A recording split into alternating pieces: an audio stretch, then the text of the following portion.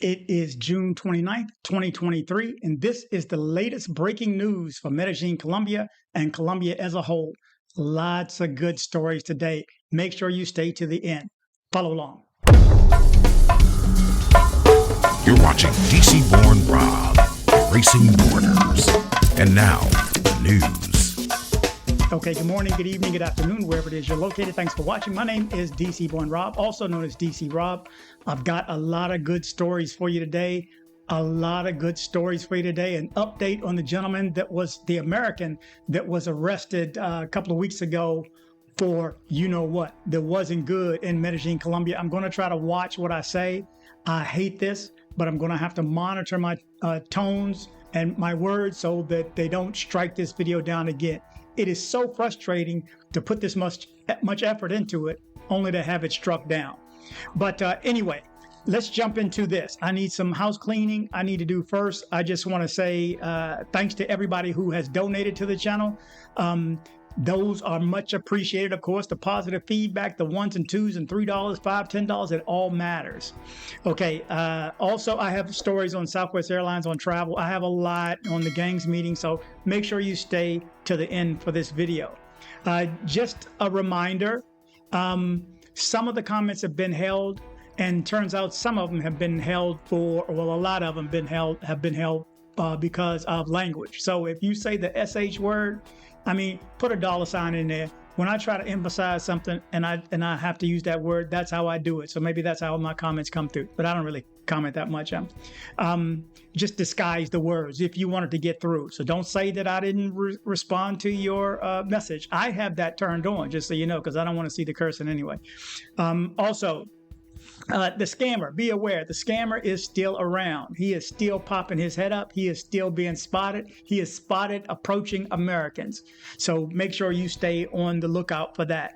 Okay, so let's jump into this first one. And the update for Haven Cates III, the gentleman that was arrested for a couple of weeks ago. And if you don't know what, go back and look at the videos. There'll be a link at the end of this with that complete story. But anyway, he was arrested in Chicago.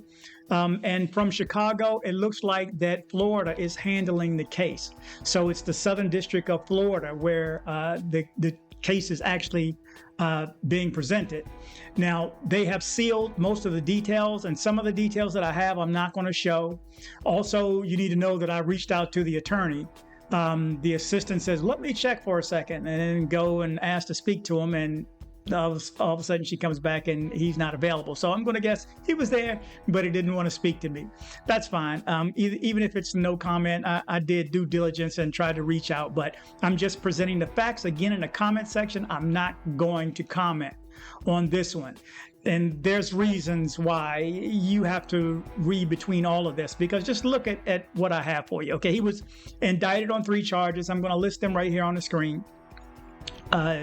Traveling for, let's say, relations with a minor, transportation of, let's say, the opposite of adult materials, and traveling for, let's say, relations with a non-adult.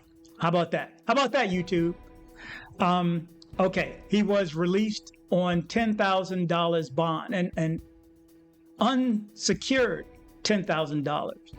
Okay, he has all different type of requirements. I'll recite that in a second. Again, by the way, I called his attorney, so I didn't get anything back from that. But let me read what I have right here.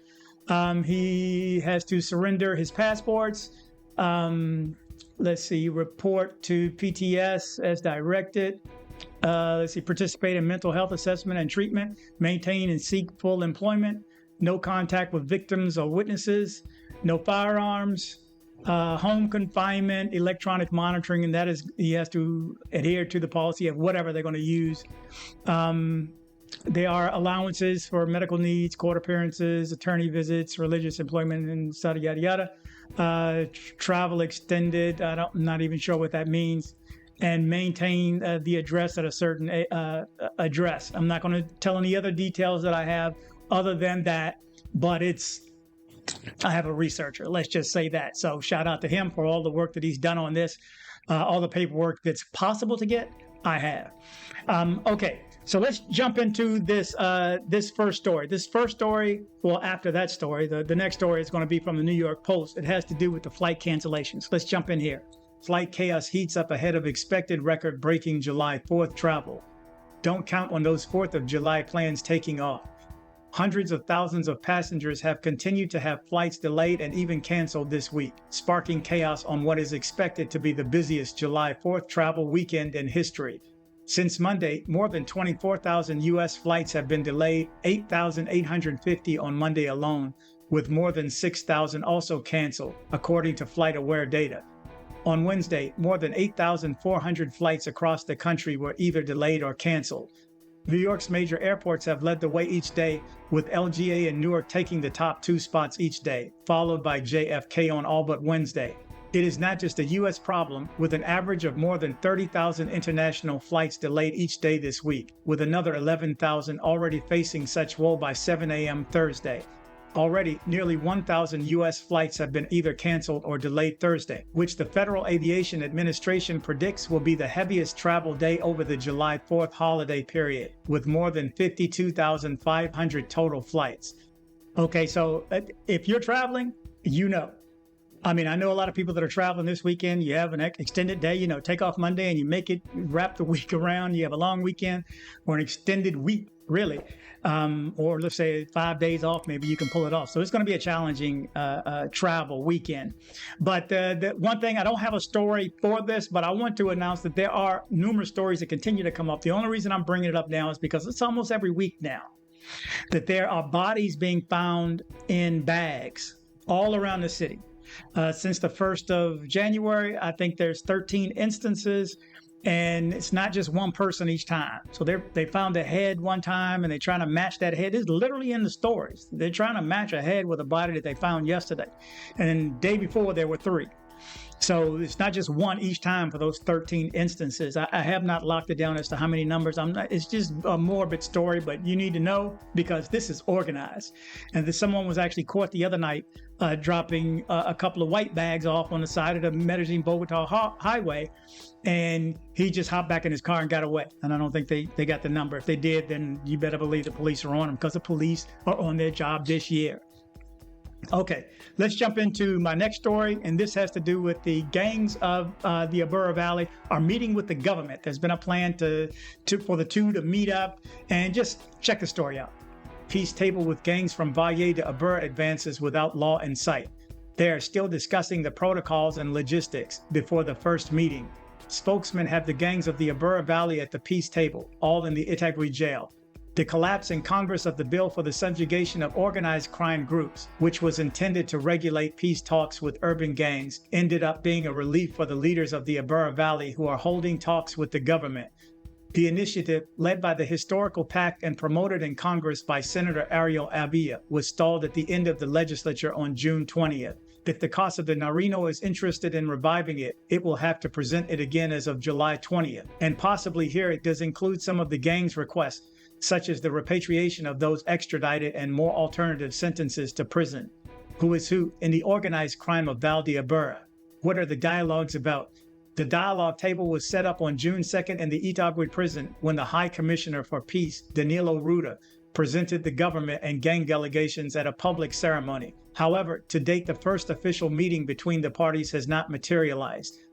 Mahia indicated that the government delegates are going to Itagüí at least once a week. We are also setting up a space of about 30 square meters in there, which will be the place for the discussions. The Mapoia has already donated the computers, he said. One of the commitments of the gangs, as expressed in a statement last month, is to contribute to the reduction of homicides, something that they have been doing since the end of 2019 due to mafia agreements between them. Okay, so there you go. And there's a reason. There's pictures in this story. You want to see? Go look. I'm not putting the stories up. I'm not messing with them. I know my lane. That's not my lane. My lane is just to report the basics of the story. I actually cut that story down probably half to a third because I'm not getting involved in that stuff right there.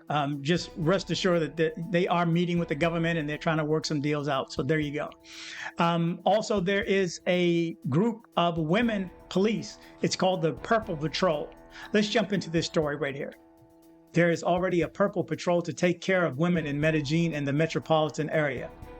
The Purple Patrol seeks to defend women from different types of violence: physical, psychological, sexual, economic, and patrimonial.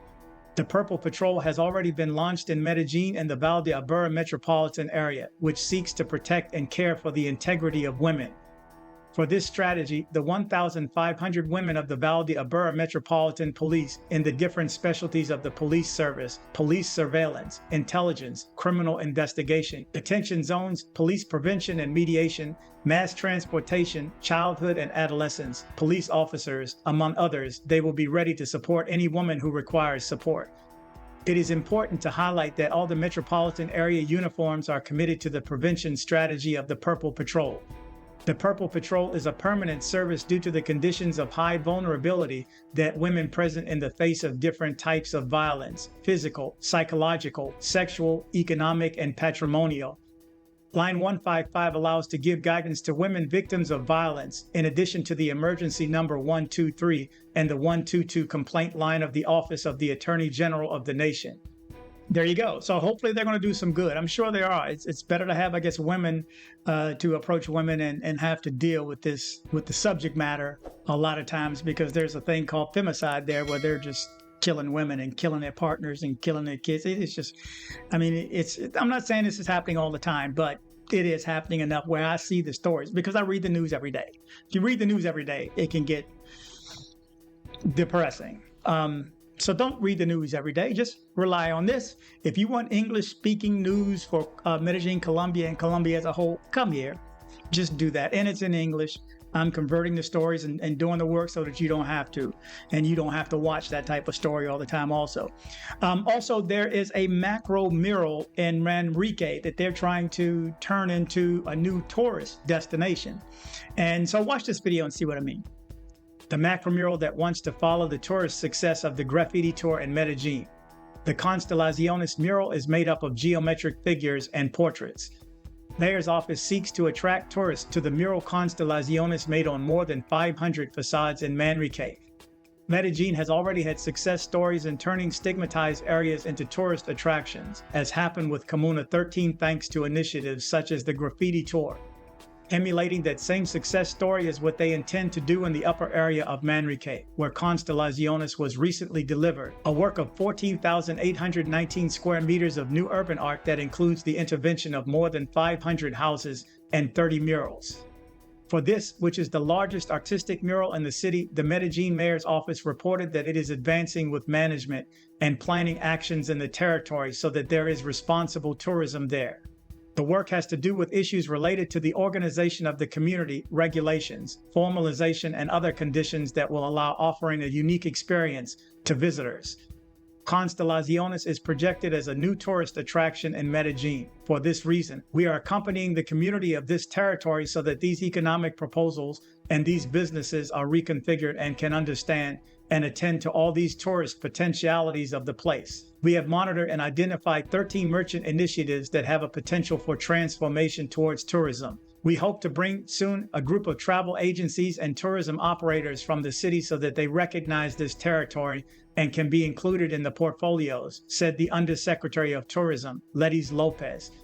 Lopez added that the Undersecretariat has visited the area to meet with the community, provide information on the evolution of tourism in the city, and undertake associative actions in order to form the groups that will serve the visitors, and the focused regulations are known in tour operators and guides. The Constellaciones macro mural was delivered to the community on May 6. Hand in hand with the community, we are working to identify the main actors and interest groups. We are working on structuring your business model so that everyone is prepared and has a value proposition in line with market needs. If we start in an organized way, we are going to have great results, said Johanna Zapata, a logistics analyst at the Gran Colombiano Polytechnic. The objective of the mayor's office with this is to propose a business structure with new tourist routes that could be developed. The Constellaciones macro mural includes a large work directed by the plastic artist Freddie Ozate and 30 more murals made by 4 collectives and 2 urban artists. It is a work of 14,819 square meters of new urban art that includes the intervention of more than 500 houses and 30 elaborate murals in the Brisas del Jardín and San Jose de la Cima 2 neighborhoods. Okay, so there you go. So I'm trying to get lighter and lighter as I go. The next one is has to do with Southwest Airlines. I love Southwest Airlines. I do. I'm never going to get first class, but I know how to work Southwest, and you get 2 free bags. You just can't beat that, and a carry-on. So you just can't beat that. But there's an issue. There is a big issue. I see it too when people are using those wheelchairs to get on board first. So to get the better seats. And they say that, and you'll hear in this story right here that there's more people that get on in the wheelchairs than walk off. So you know what's going on. I even have a video of this chick that just rude chick, if you haven't seen it on TikTok, having a guy push her through the airport so that she can get through security quicker. So evidently the wheelchair gets you through quicker. And you can do this online because when I book, I see it. Okay. But anyway, let's just jump into this story right quick. Southwest Flyers wheelchair pre-boarding scam leaves fellow passengers fuming. A social media user waiting to board a Southwest flight recently cried foul over an apparent pre-boarding scam involving wheelchairs, while the airliner stresses that its policy complies with the law. Passengers are known to get antsy boarding and exiting planes, but Paul, whose Twitter handle is @TrendReady, complained about how some fellow flyers are possibly attempting to game the system by requesting wheelchair assistance in order to be the first ones on a flight before takeoff. Pre-boarding scam at Southwest Air, he claimed in a tweet with a photo of a line of people in wheelchairs, 20 passengers boarding using a wheelchair and probably only 3 need one to the plane. The airline replied to the complaint, but admitted it had little power to stop any possible trickery.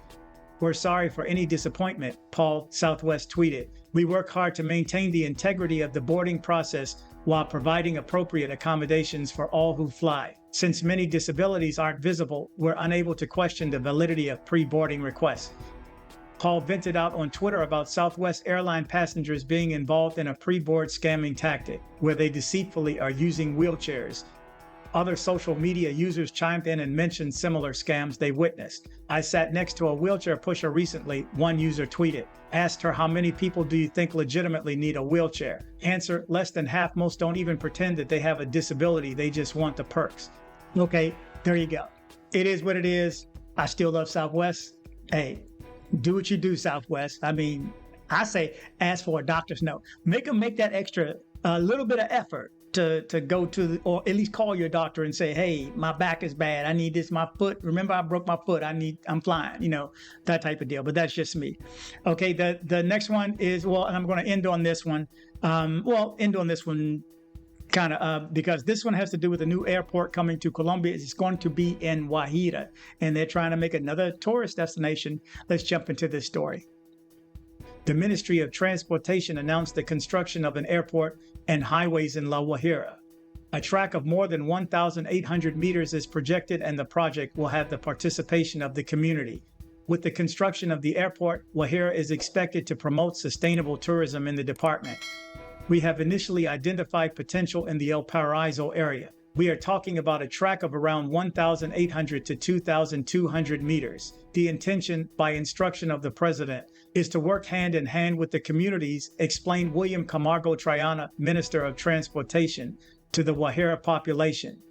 In order to carry out the project, the ministry will look for a public-popular association in which community participation is allowed. Likewise, there will be the support of the Ministry of Commerce, Industry, and Tourism to target the tourist offer in the department.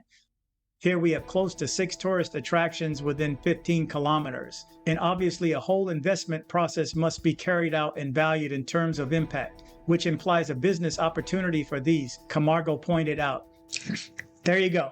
Who's to say what's going to happen? Now, I did have somebody reach out to me to let me know that there is the possibility of getting a credit card now because they just got one. They use Banco Colombia, and they were able to get a credit card. They used to say, no, you can't unless you are a resident. They won't give you a credit card. Well, he got one. I won't say his name, but he did get a credit card, so it is possible. Just keep a low amount on these cards. The only thing I'd suggest, because I know Banco Colombia has a history of not standing behind those that have been ripped off and the victims of fraud. It's just story after story. If you go back and watch my videos and my interviews, you will recognize that. But of course, I want to say thanks to everybody again who is supporting this channel. Thank you so much. This is for you. Yo, I heard you ready to go. Won't you keep the same energy after the show? Hey. So there you go, guys and gals. Remember, travel, but travel safe. If you're in Medellin and you need dental work done, from a basic cleaning to major reconstructive surgery, come see my guy, Dr. Carlos Maury. Contact information in the description below. Headed to Medellin, Colombia? See my guy Andres with Nomad Travel for safe airport pickups and drop-offs and tours. Contact information in the description below.